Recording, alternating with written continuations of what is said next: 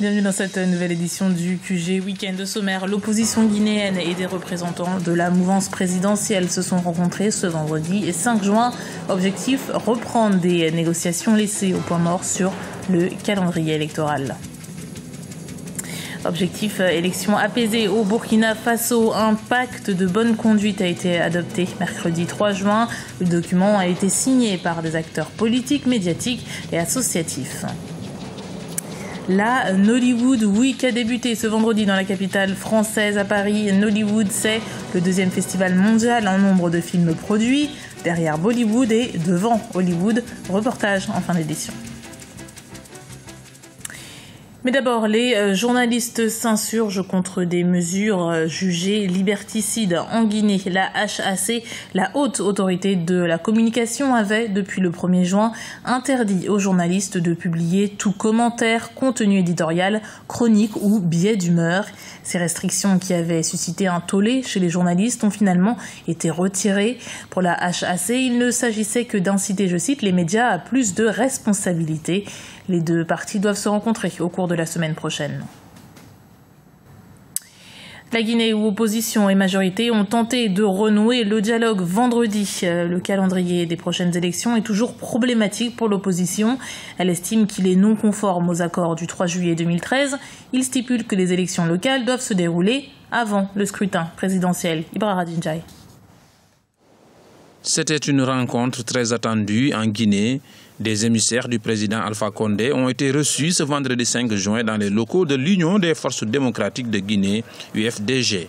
Objectif, échanger avec les leaders de l'opposition pour l'organisation des élections. La CENI appelle de tous les vœux ce dialogue et est persuadée qu'on trouvera une solution heureuse pour que les Guinéens aillent aux urnes le 11 octobre. Voilà, la CENI encourage ce dialogue et vraiment tient à ce que ce calendrier électoral soit respecté pour éviter une crise institutionnelle. Nous sommes persuadés que les dirigeants politiques feront preuve de retenue, de sens de responsabilité, de courage intellectuel et moral pour permettre aux Guinéens de passer à autre chose et de se doter d'un président constitutionnellement bien élu. Cette rencontre cruciale a eu lieu à la suite de la médiation du représentant du secrétaire général des Nations Unies pour l'Afrique de l'Ouest, Mohamed Ibn Chambas, activement engagé dans les négociations entre le pouvoir et l'opposition. Environ 5 mois nous séparent de l'expiration du mandat présidentiel en cours, d'où la nécessité d'organiser la présidentielle afin d'être conforme aux dispositions constitutionnelles. Le démarrage et la conclusion du dialogue sont donc devenus une urgence. Rappelons que l'actuel calendrier électoral qui, jugé contraire aux accords du 3 juillet 2013 et de l'accord politique du 9 juillet 2014 par l'opposition, est le principal point d'achoppement entre les deux camps. Des divisions qui sont à l'origine des manifestations de l'opposition qui ont débuté le 13 avril 2015. Des étudiants ont manifesté ce vendredi à Brazzaville, la capitale congolaise, des protestations contre la décision du gouvernement d'annuler les épreuves du baccalauréat général. D'après les autorités, les sujets étaient déjà diffusés sur les réseaux sociaux. La manifestation a été dispersée par les forces de l'ordre. Au Burkina Faso, les acteurs politiques et la société civile ont adopté un pacte de bonne conduite. Objectif, avoir en octobre 2015 des élections présidentielles et législatives apaisées. Le document composé de 17 articles sera signé dans les prochains jours par l'ensemble des forces vives de la nation burkinabé. Birama Sonera. Au Burkina Faso, les forces vives de la nation s'engagent à œuvrer pour des élections présidentielles et législatives apaisées en 2015. Pour ce faire, un pacte de bonne conduite a été adopté mercredi 3 juin 2015 par des acteurs politiques, des médias et des organisations de la société civile. Je pense que le pacte, c'est quand même la preuve que les acteurs voudraient qu'à travers ces joutes électorales, on puisse ne pas remettre en cause notre cohésion sociale. Nous avons déjà eu, à travers les présidentielles, à apposer nos signatures pour une campagne apaisée, une campagne où les acteurs politiques vont éviter donc tout discours susceptible de remettre la cohésion sociale en cause.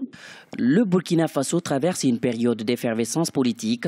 Ce pacte de bonne conduite permettra de tracer une ligne rouge que tous les acteurs doivent se garder de franchir. La charte comporte 17 articles et sera signée par l'ensemble des acteurs dans les prochains jours. Ce pacte comporte dans son préambule des dispositions générales des règles de bonne conduite. C'est un paquet de 17 articles et dont l'article 1 stipule que les parties prenantes s'engagent à œuvrer à la sauvegarde de la paix, de la concorde sociale et de l'unité nationale. L'article 3 va plus loin en disant que les rapports des partis politiques doivent être placés sous le signe de la confiance, du respect mutuel, du rejet de tout comportement susceptible de nuire à la sérénité des scrutins. C'était à l'occasion d'un séminaire initié par le Conseil supérieur de la communication que ce pacte de conduite a été élaboré et adopté. Aujourd'hui, tous les acteurs de la vie politique sont invités à s'approprier les dispositions contenues dans ces documents et à œuvrer à sa vulgarisation auprès des sympathisants et militants des formations politiques, des organisations de la société civile et des rédactions des différents médias burkinabés et internationaux en vue des élections crédibles et apaisées en octobre 2015. Rencontre entre le président sierra-léonais Ernest Bai Koroma et son homologue guinéen Alpha Condé vendredi. Les deux chefs d'État se sont retrouvés à la frontière commune de leurs deux pays dans la localité de Pamalap. Le message était clair, encourager la lutte contre le virus Ebola, une opération transfrontalière préconisée par l'OMS, l'Organisation mondiale de la santé. La Guinée compte encore 22 patients infectés dans 3 de ses préfectures, Boké, Doubrika et Forêt-Carrière. Le cinéma nigérian est à l'honneur à Paris. La Nollywood Week a débuté ce vendredi dans la capitale française. Nollywood, c'est le 2e festival mondial en nombre de films produits derrière Bollywood et juste devant Hollywood. Notre envoyé spécial Hortense Asaga s'est rendu au coup d'envoi de cette 3e édition. Regardez.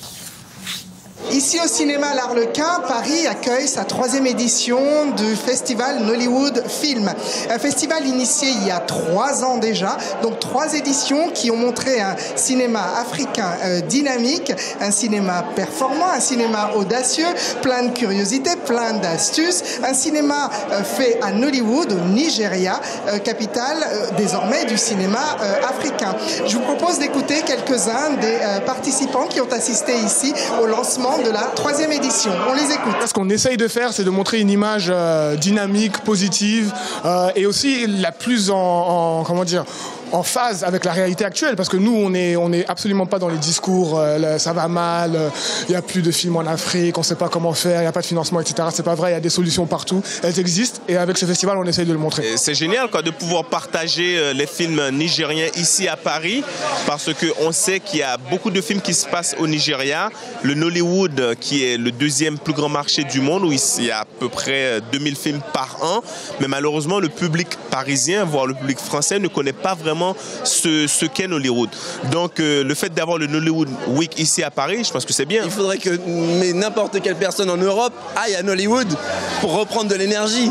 En France, il devrait partir à Nollywood prendre de l'énergie. Il devrait, ça, c'est juste normal. Ça fait partie du stage. T'as envie de faire des films, va à Nollywood. C'est un espoir pour l'Afrique, pour le cinéma africain.